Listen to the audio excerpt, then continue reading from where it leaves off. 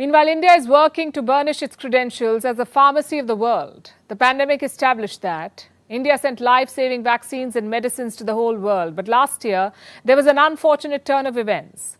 Cough syrups exported from India were linked to the deaths of children. Almost 100 children in Gambia and Uzbekistan died. The government swung into action. It came up with a more comprehensive regulatory mechanism. And the new rules will come into effect soon. All cough syrups meant for export will have to be tested. And this testing will take place in government labs in India. This will serve two purposes: regulate pharma companies and allay the fears of importing countries, not to mention protect India's reputation as a pharmaceutical hub.